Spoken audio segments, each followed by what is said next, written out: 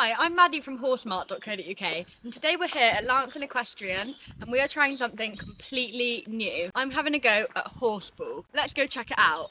So today I'm at Lancing Equestrian, the only horseball centre in this part of the country. I'm here to learn horseball for the first time with some of the under-16 European team players. Horseball is a fast, tactical team sport. It's a mix between basketball, rugby and polo on horseback. The aim is to pass the ball between teammates and score through a raised hoop about 3.5 metres high. When the ball hits the ground, players have to pick it up without dismounting. This is called a pick-up, and that's what we're learning first with Bella. I'm Bella. I play under-16s currently. I've played for Team GBR this year and the year before, and I captain Sussex under-16s. Horseball is basically a bit of rugby, basketball and polo mixed on a horse. It is super fun, super fast. It is pretty much one of the best equestrian sports I've ever done. What makes learning horseball at Lancing so unique is that you can access it from any level, whether you've never sat on a horse before, whether you're really experienced. You can get to the competitions or you can compete with GB no matter where your riding level's at, and whether you have your own horse or you don't, you can access those competitions, which you don't really get in other sports.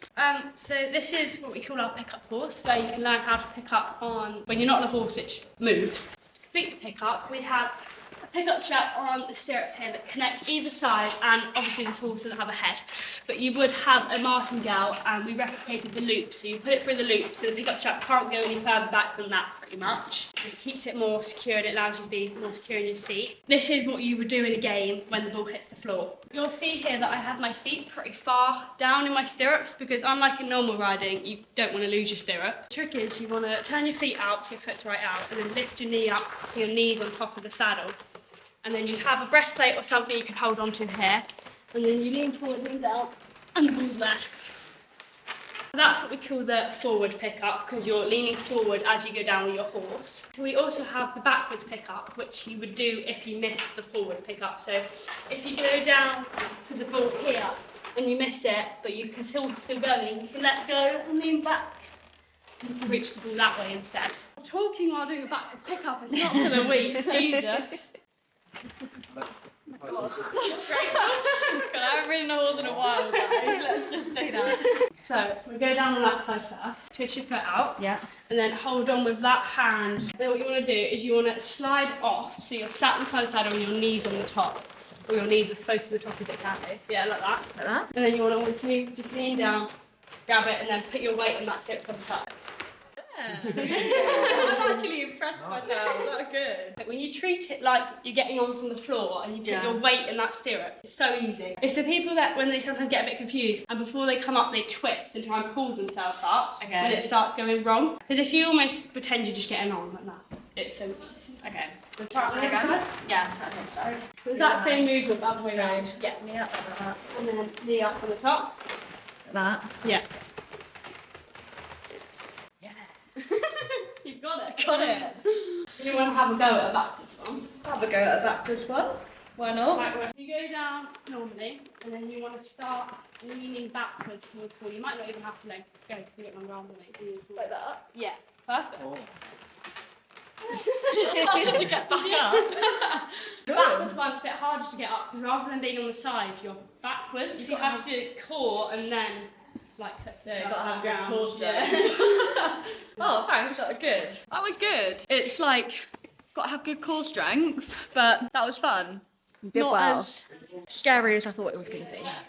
Now we're here with Ryan, who's going to be teaching us more about the throwing and catching. Hi, I'm Ryan. I've been playing horseball for about 3 years now, and I actually play for the Derby Pro Elite team, who have just got back from Belgium. So, what are the basics of throwing and catching in horseball? So the main thing that a lot of people fail with is they try and hold it as if they're holding just holding a ball, whereas you don't really want to be too around it. What I find is if you try and line your thumbs up with the edge of one of the straps, and then the other one's just wrapping around the side, it's then easier to do what we call a rugby pass, which is where you'll bring it back to your hip to get the power that you're going to get, and then you want to keep this inside arm straight because then that'll keep it in the same direction when you're passing it. So a lot of the power will come from your outside arm and your aim will come from your inside. So you'll want to bring it back and push it forward like that. And when you're passing it, you kind of want to flick it with your fingers. So I often think a good way to show it is with a chest pass, which is another type of pass we have. If you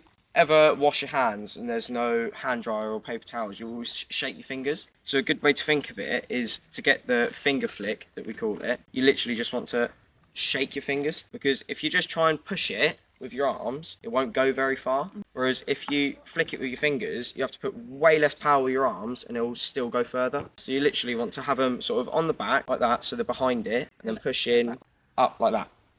Yeah. Okay. That's it. As you're pushing it down. Try and push it more up like that. Better. Then try rugby pass as well. Hold it down. Keep your inside arm straight. Arm. Yeah. Bring it across your body. There you go. Yeah. Now you do that quickly. Just lots and lots of practice. So there you go. When you throw it, do you throw it quite flat on, like loop? Yeah, so, well, it depends what you're doing. If there's like a defender in between you, obviously you want it loopy. But if you want it going straight to him quickly, it will then be flat, because it takes a lot less time and it's normally more accurate because it gets there quicker. Whereas if I'm trying to loop it, I've got to think about that they're going to be further forward than when I started the pass. All about timing. Nice. Yeah. Try it from the other side.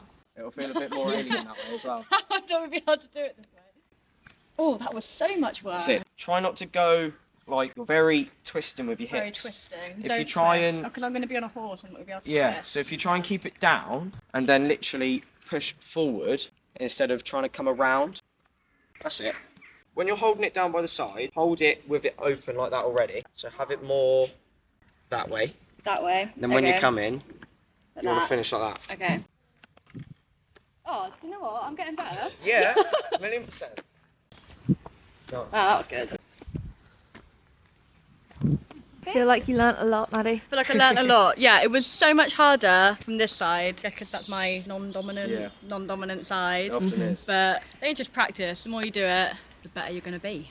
So we're starting the lesson on Ellie, who I've never ridden before, but she was lovely. This is what a standard beginner horseball session looks like. A full warm-up, stretching in the saddle, and learning to ride with knotted reins so your hands stay free for the ball. We'll build from basic control to small exercises that copy what you do in a match. Let's get into it. Maddy, you're about to learn how to play horseball for real. How do you feel? Feeling a little bit apprehensive. I've never ridden the lovely Ellie here before, but I've heard that she's very nice and will look after me, so I'm excited.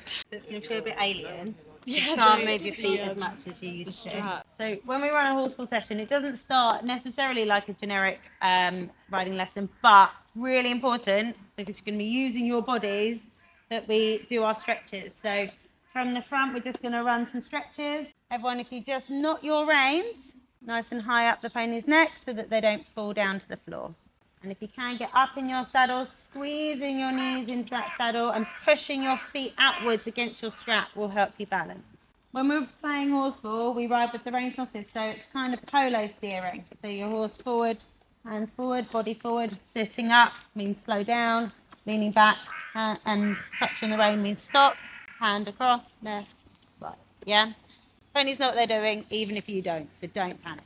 In horseball, because we're not just going around the outside of the arena or following a course, it's really important that we warm our horses up and do lots of walk to stands, trot to stands, canter to stands. We turn our ponies away, we send them directly towards the fence, we'll turn them back and go the other way. We don't just go around the outside. And the slightest touch on the reins, they'll want to come back to you. Because the idea in horseball is that we don't want to be on their mouth all the time. So we leave the reins alone as much as possible. So if you touch that rein and the pony starts to come back to you, it's them just listening. That's the warm-up done. Time to start throwing and catching. We're practicing from a walk to get the technique right, passing to a teammate's torso and keeping it smooth so the horses stay relaxed. You need quick reactions and light hands because accuracy matters more than power. This is the first thing we teach when we're teaching horseball. One of the most crucial parts of the game is making sure your pass gets to your team player. So if you're making a pass, you want to make it as likely as possible that it's going to make it to your player and not to somebody else. So when they're passing, they want to be passing to their teammate's torso. The pass goes a bit too high or a bit too low, it means that they're going to have to be reaching and they're less likely to catch it. If the ball hits the floor, then also the other team has got a far higher chance of nabbing it and taking it back towards their goal. In an actual game, you're playing quite quickly. You obviously have to think fast and on your feet. So it's not always possible that you're going to be able to literally get that ball to your team player's lap, which is where your strap comes in. By having the strap and being able to balance against your strap, the riders, once they're confident in that they can hold their own weight in their stirrups, they can lean back, they can almost reach a full body distance back behind the horse, below the horse and in front of the horse. Ideally, you want to be catching the ball always with two hands. That's not always possible. So it is important to be able to catch with one hand as well. The straps are there as well as a last ditch attempt to get your finger around it if it's up in the air or if you're nabbing it out the air from another player. Learning how to pass the ball as precisely as possible is so important. Especially when you're bringing horses into the sport for the first time, because we need to make sure the ponies are not bothered by the ball flying around. As you can see, ours aren't. But when they first start, the last thing the ponies want is to get a ball on the nose and have something to worry about. So it's similar to how polo ponies are trained to be comfortable with the mallet. We have to do the same thing with the ball. You can also put blinkers on the ponies, which really helps. As you can see, Remy here has got blinkers on. Remy has been playing horseball for a very, very long time. He is very good and he made it onto the GB squad.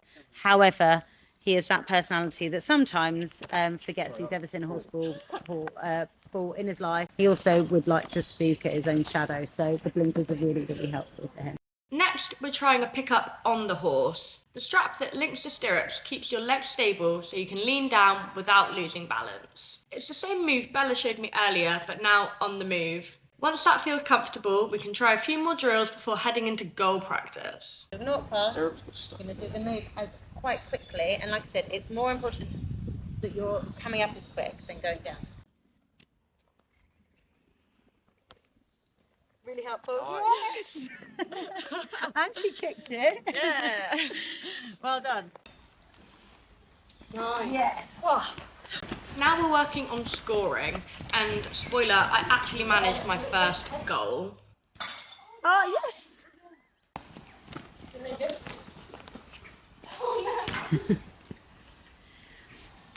We do a lot of flat work lessons that focus on teaching the horse to listen to and respond to you from the seat rather than just solely from the reins. That's what helps us get the horses to be more under control when you don't have your hands on the reins. So in a game, after a goal, we restart with something called a line out.